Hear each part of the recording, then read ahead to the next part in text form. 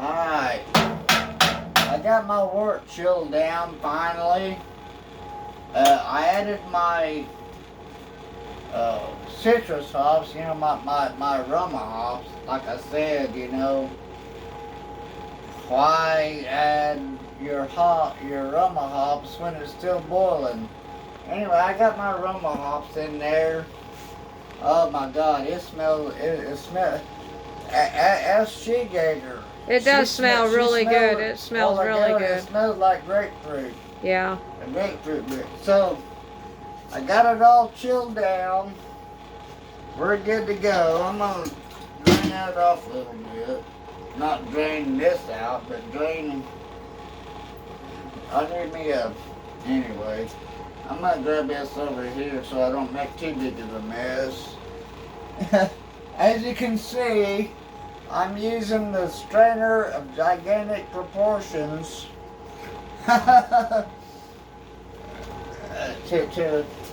okay, let me tell you a little bit about an IPA. You're going to want to add a little bit of oxygen at the beginning. Oh Lordy, I might have to get a better handle on that. There we go. I've got this so it doesn't fall. It's not, and as it, okay, I'm gonna confess, I had a boil over earlier. It was right before it started boiling, right before my hot break. I had to go wee-wee. Nobody saw it. I mean, that's when I let up on my last video. I had to go, I wasn't in there, I wasn't gone 45 seconds. And that was before my hot break. I come back in, and this son of a gun was boiling over. Now, let me tell you what, I don't care how long you've been brewing, if this is your first time, or your 100th time, or 1,000th time. You're gonna have a boil over. It's just inevitable. It's gonna happen. Well, it happened to me today. I had a boil over. Look at that. Yeah, he messed up our brand new stove. I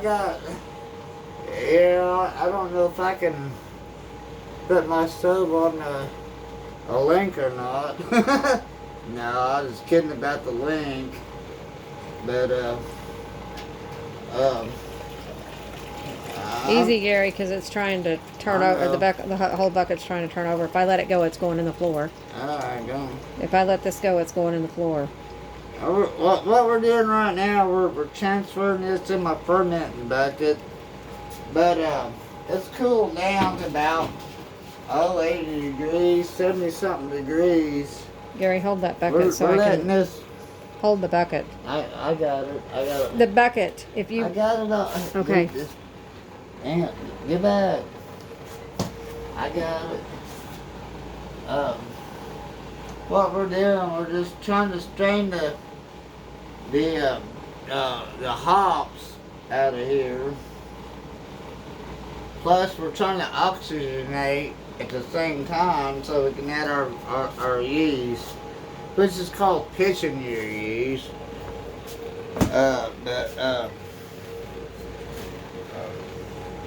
Let me get my little. Where'd my little string go? There's my little dinky spoon. Poor little feller. He doesn't get much recognition for being so small, you know. I spoon of gigantic proportions. He don't get much recognition for being small. What we're doing is we're transferring our wort into our fermenting bucket via the strainer to hold all the hops and everything, all the grain that leaked out from that bag. It might take a little bit. Um, but why we're doing this is so I can oxygenate, so I can pitch my yeast. That's not. You know, the IPA, like I said, IPAs are funny. You want to oxygenate right at the bat, right at first. That when you go to secondary, I don't call it secondary fermentation because you ferment at the beginning. I mean, you're going to let this go 2-3 weeks. Whenever, you know, when it gets done bubbling on your airlock. But that's not really a good indication that it's done fermenting. Just because it puts bubbling. You want to take you another reading. You'll take you a gravity reading with your hydrometer, and that'll tell you where you're at. Sometimes, you know, after a period of time, you can pretty much judge when you're done fermenting via your hydrometer reading. Now, let's say, okay, this starts at a 10 or a 1.067, which is a 1067. But if it goes down to like a 1.020, that might be done, but it might not be. I mean, that's, you know, that's a pretty good drop in density, gravity. That might tell you you're sweet, or it might tell you you're ready to rack into a secondary. Now, secondary, I'm not talking about secondary fermentation. You do not ferment your beer, wines, or meads 2 times. I mean, 1 time is all you get.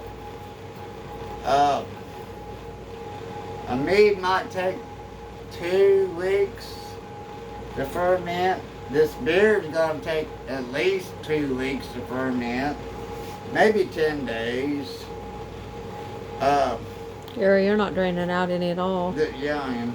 The reason you take hydrometer readings is to tell you where you're at. If you do not have a hydrometer,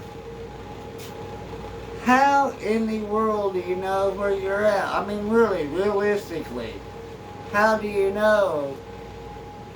Okay, like my last batch of beer, my airlock never did bubble. I was scared that did it ferment? Well, I popped the lid, and I took a peek. It was foaming up like a big dog. I said, all right, it's fermenting. It is. And then after 2 weeks, still no activity in my airlock. There was no bubbles. There was nothing. I popped the lid. I took another reading. I said, wow, yeah, this is really fermenting.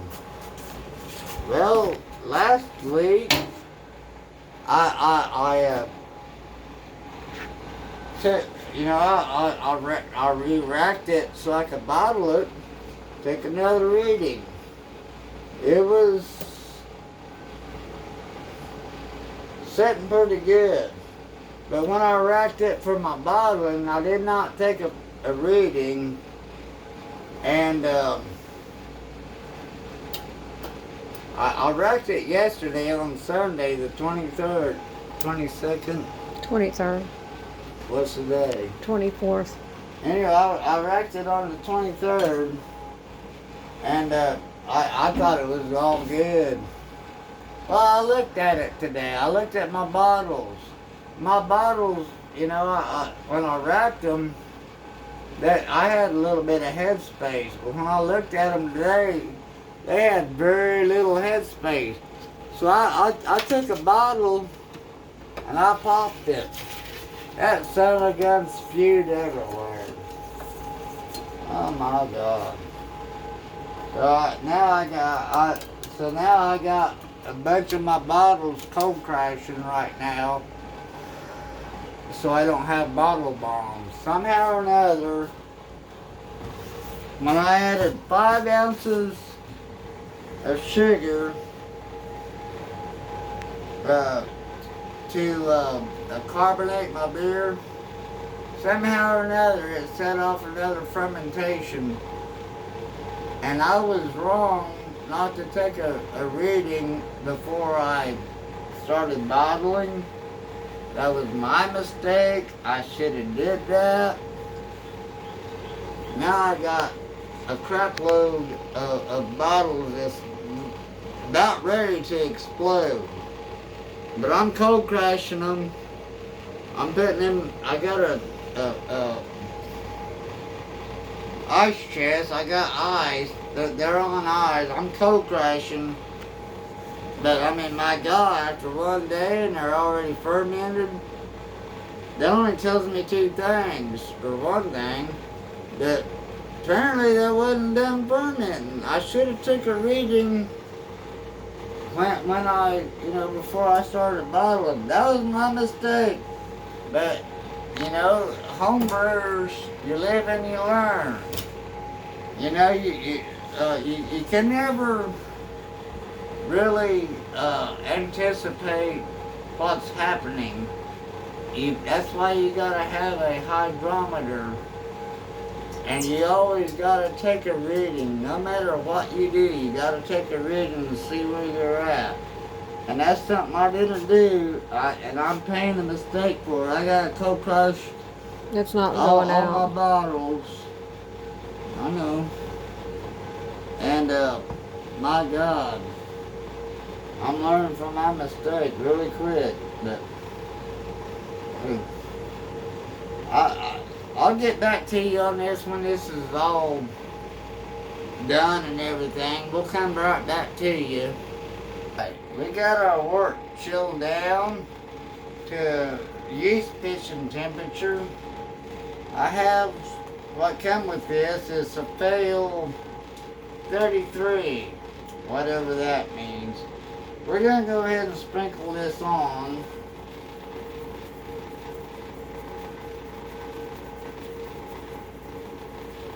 Oh yeah.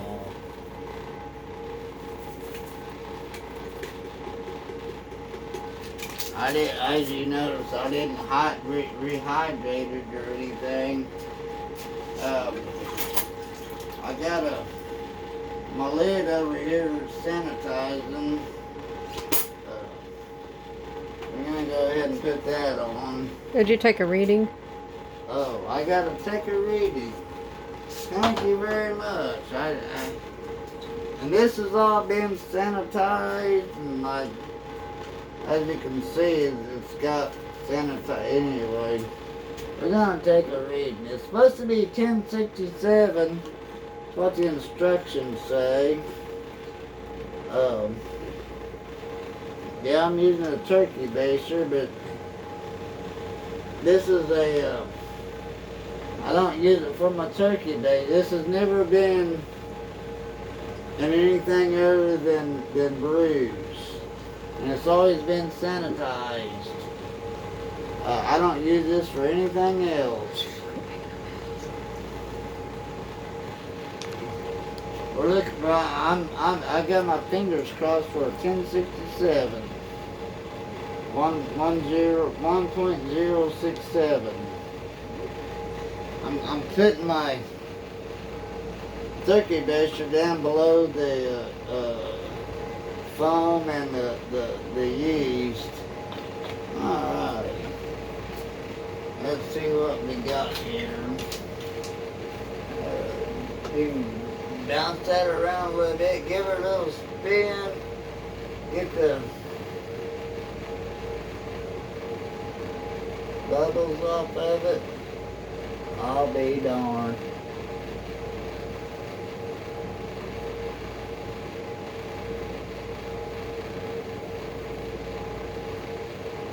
As a 1.067.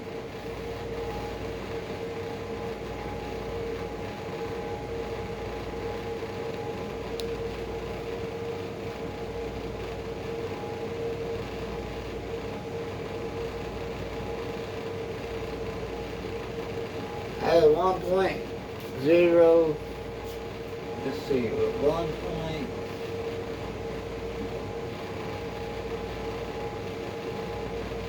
1.067, right on the money. Right on the, we did something right. Now,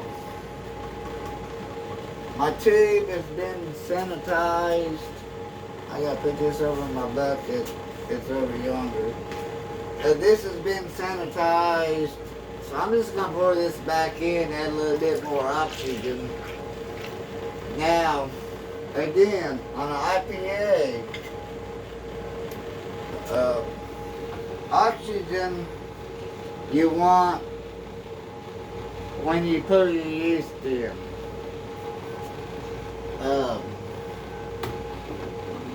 After 2 weeks or so, and you pull your lid to see how it's doing, whatnot, you're gonna add oxygen just by taking your lid off. Now, I really can't degas, and you don't want to degas beer. You want that layer of CO2 on top while it's fermenting, especially on a IPA. And we're gonna dump this out, fill it up with some sanitizing water. I'm gonna use this some again. Where's my little?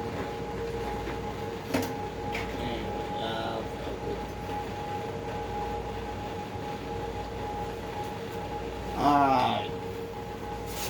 I fill this up with sanitizing water because regular water will impart algae and bugs, and it won't kill nothing. But my sanitizing water will kill anything. Well, except Don Pablo or, yeah, it'll kill bacteria and whatnot. But anyway, that's Gator's hobo grapefruit IPA. I hope you learned a lot today. I hope you enjoyed this video. If you did, please hit the like button. Go down here in this little corner right there, that little square box in this video, and hit the subscribe button. Hit the little bell icon to get more notifications of when I'm going to do more videos. And I'm doing pretty good on my channel. I'm gonna introduce my Patreon account. If you feel like helping this channel out, if you like what you see and want to help out, I sure would appreciate it. Until next time, this is Gator and she Gator. Bye, y'all. And we'll catch you next time.